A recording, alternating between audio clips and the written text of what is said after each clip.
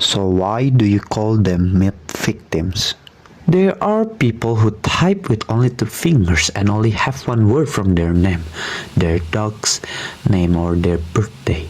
These people don't have digital awareness and will be labeled as a cyber criminals like myth. We can't sit in front of a computer all day if we don't know the risks and how to protect ourselves. It's irresponsible. Cyber criminals don't see the suffering they cause. If the computer that controls oxygen doesn't work, the hospital will pay the ransom. Why? Because patient can die. We're about to die. Even the public authorities will not stop. How far will they go in the future? Now people can make more money from their homes without taking risks. There's no need to rob a bank, potential kill. There's almost no risk for cyber criminals. You are anonymous and you can track your target from your home. $6 trillion, that's the estimated amount of money stolen by the press all over the world every year. Cybercrimes contributes almost 40% of all criminals acts in Switzerland, and the amount continues to increase every year. In Europe, cyber attacks increased by 26% in 2022, and in the world by 38%. The weakness is humanity. You can have security system as good as possible, but it's useless if people give up their privacy with their phones, and that's what happens. For example, a brother retired from Switzerland, Christian Luz, used to be a cookie man, while his brother Dominic worked at children detention center. My mother died unexpectedly in May 2022. We were very close and she lived right around the corner. I started to worry when I noticed her blinds were closed that day. I went over to her apartment and went inside, and I found her dead lying on the floor. Then I had thing I had to do. Call a doctor and the undertaker so they could pick up the body. And that Friday, I wanted to go online to look for information about obituaries. When I clicked on the one site, a message popped up saying my computer had been infected by a virus together with a phone number I should call. So I dialed the number, assuming it was in Switzerland. The person told me I had a computer virus and recommended that I get protection with antivirus software called MCAV. Dominic provided his credit card details to pay for the antivirus program. He's just one of the growing number of people that fell for a type of online fraud that is well known to police technical support scams. Nowadays, local Swiss number can be used with voice over IP services, meaning internet based on potential from anywhere in the world. It's completely legal. These crooks use a local number from the area of their victim to gain their trust.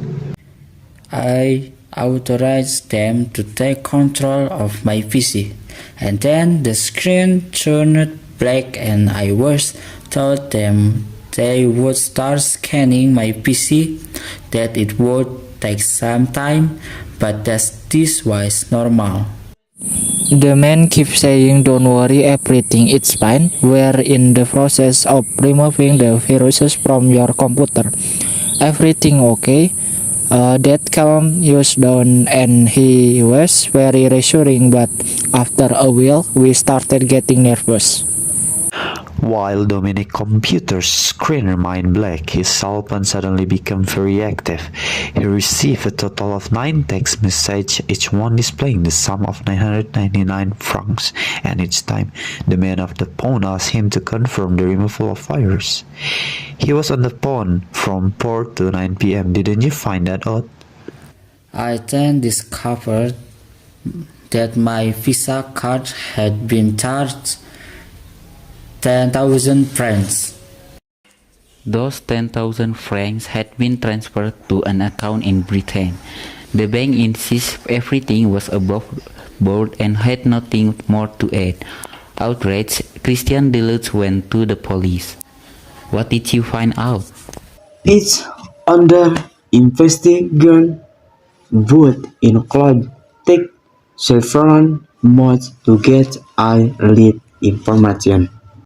While 60 to 80% of the victims of conventional offenses contact the police, the figures drops to just 10 or 15% with cybercrimes due to shame or ignorance. Many think there is nothing they can do, but filing a complaint is useful for investigators. If have us to get our further with my ex of my year are all of money. Serial chances with marks or job I love. I share with everyone I've to gather fighting practice information as to what and where decision completely minors are. It's inhuman that people should be doing a regular job instead of sitting at a computer getting rich quick. And I know they're hurting people and entry families. It was a massive blow, really painful. I still see myself as a actor. And the victims? Victim? I don't have any victim, just to clarify. I personally have never done anyone any harm through my hack. If you wanted to have 250,000 email addresses in Brazil, for example, I could sell them to you for a price and they be fresh. Affecting people? Sure, but I can know what the buyer does with the data. Let's say a client wants to buy 250,000 email addresses in Brazil, and they decide to send spam to those addresses. If you click on the email, your computer gets hacked and they steal your money. Am I responsible for that? Sure, I get the guy the data, but it's not me sending people the mail with the virus, and I did force you to click on it. It's not my fault if people are digitally aware enough to know better. Anyone who can help clicking on it only has themselves to blame. Sorry, but that's life. The former hacker called himself Rabbi Hood in a note to the folklore hero and his Jewish roots. He speaks in third person and often refers to the synagogue. When he just means himself, he always wears masks. I always enjoyed working. Work is a hugely important virtue. You don't get anywhere without hard work, and there's nothing worse than laziness. But I'm talking about intelligent work. My dad based his to earn 15 euros and hold his entire life. And now he living in a tiny government apartment on a measly pension. No way am I going to end up like that. I'll do everything to earn 100 times what he did, with a lot less effort. My mom died when I was 13. That was tough, and it's hard to grow up normally when something like that happens. I spent most of my childhood on the computer, and that's where I found my true calling. It started with small scams here and there, and I soon realized this was the business on the future and that you call on a lot of money without even having student. It met a lot of amazing people, never in person or even hearing their voice. But I communicated with the 10 hours a day. People I worked with made money with. Basically, they were my life. I didn't go out partying or watch course of water. I spent my youth on a computer figuring out how not to be broke. And he didn't need long to find the answer. By diving into the darknet, a huge virtual marketplace for illegal drugs, weapons, pirate software, pirate movies, child pornography, and stolen identity documents. Transactions are conducted anonymously and are often untraceable. We bought our computer just to venture into this digital jungle.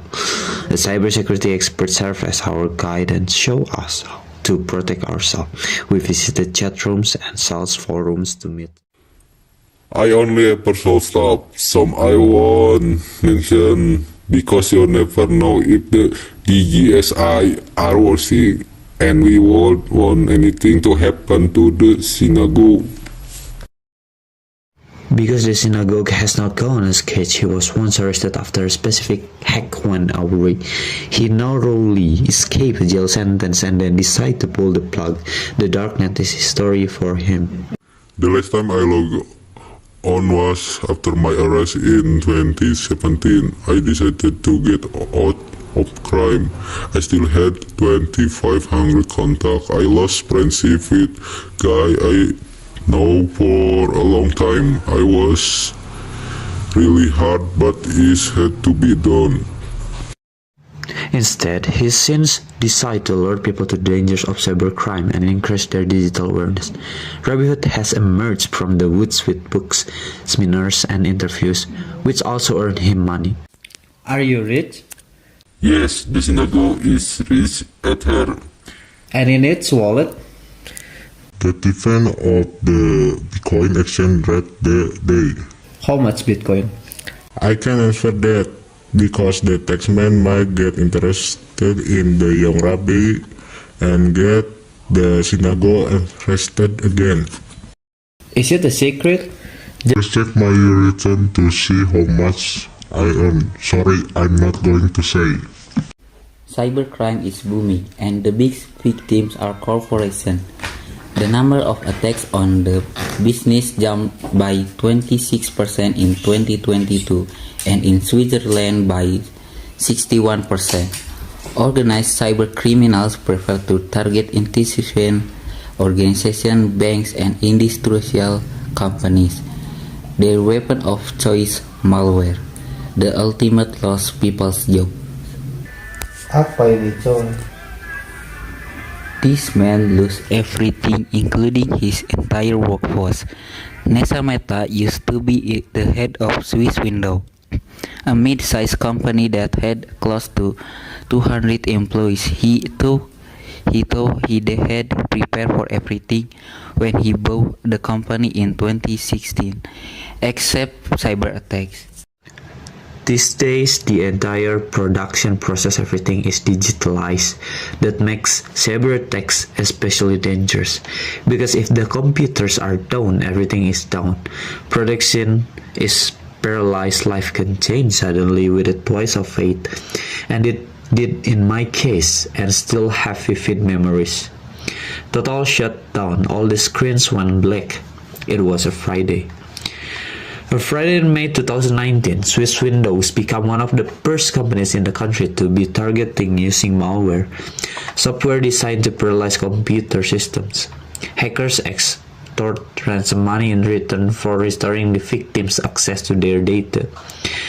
We called the police, but it was completely new ground for them. They sent one officer. The livelihoods of almost 200 people were on the line, and one officer stopped by to look around. The CEO and his workforce felt literally helpless.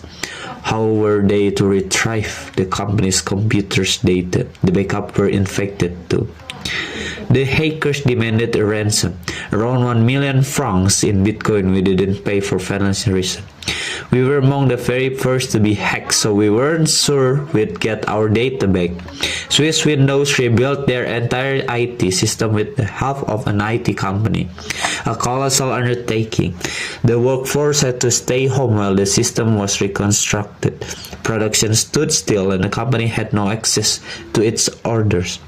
Nobody knew which Windows had been delivered where, and one customers were initially sympathetic but not very long. Many then demanded substantial discount due to the delay delivered. It eventually got so big that Swiss Windows went bankrupt. The company was forced to declare insolvency in February 2022 due to the lack of funds.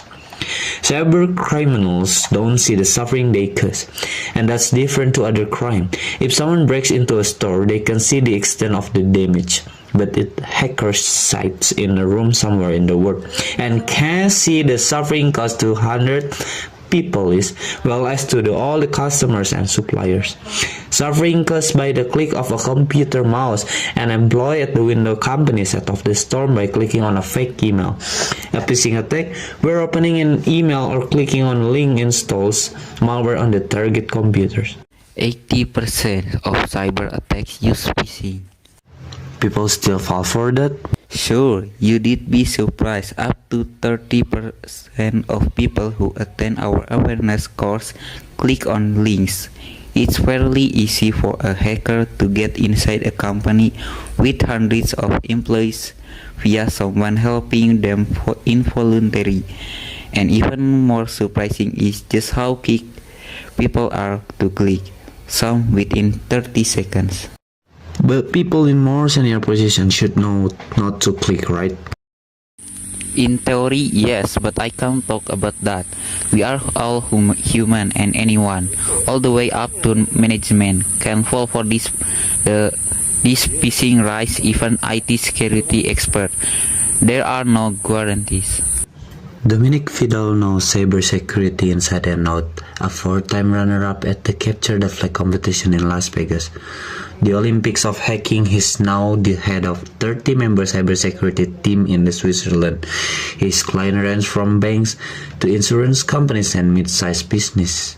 Today, he's leading a penetration test at new medical center in Bern. The mission, protecting patient data.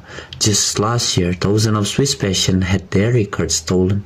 In response, the directors brought in Seculubs to simulate the cyber attack. We were granted exclusive access to observe the operation. Four members of Seculubs entered the facility undercover. Wearing hidden cameras, management had been informed, but the rest of the staff had no idea. Inside the building, which houses co-working space and private practice, the fake hackers rented a conference room. From there, they accessed the internal network. Within minutes, they found confidential files, weak passwords, and critical vulnerabilities, even discarded data in recycle bins. One tester attempted a classic move, asking a staff member to print a file from a USB stick. The employee agreed, unknowingly launching a virus in a second. The hackers took control of the system, seeing everything in real time. But cybercrime doesn't stop at hospitals. In August 2021, the small Swiss town of Roli was hit. Its local government was hacked, and more than 5,000 residents had their private data dumped onto the darknet. Names, addresses, birth dates, even tax records and credit cards details all exposed. Authorities remained silent at first. Only 2 months later did the journalists discover the leak, sparking national outrage. People demanded answer. Some 800 requests flooded City Hall. The damage was done. What made this worse was the nature of the data. Highly personally, easy to exploit with a digital ID. Criminals can open bank accounts and emails or impersonate victims with ease. Behind the scenes are organized cyber gangs groups like Fish Society, the ones who target role. They operate like corporations with teams for software infiltration, data theft, and ransom negotiation. Their website lists victims like trophies. They even answer reporters through anonymous emails. When asked if they feel guilty, their response chilling. We always offer to fix everything if they pay. But on the other side of this war, they are defenders. In Berlin, Ahmed Abdelkar Cornelius, a former chef whose life changed forever after hackers scammed his uncle, a collector of military memorabilia, the cyber attack left him 476,000 in debt he never recovered. He took his own life. That tragedy fueled Abdelkader's journey into cybersecurity. He taught himself infiltrate hacker forums and build a tool to track darknet activity in real time. Funded by a 1 million grant from the German government, his mission to expose cyber criminals before they strike, to understand their minds, and to protect others from the same fate. One hospital attack had a different ending. During the pandemic, Apollo Hospital in Chennai, India was breached, but their quick response, cutting the network, going public, and turning it into a training case, made all the difference. They even invited experts from other hospitals to learn from their case. It proved sometimes critical. The best defense against cybercrime is prevention, and the first step, admitting it happened. Because every time we go online, we open the door to the world, and not fare free visitor is friendly one.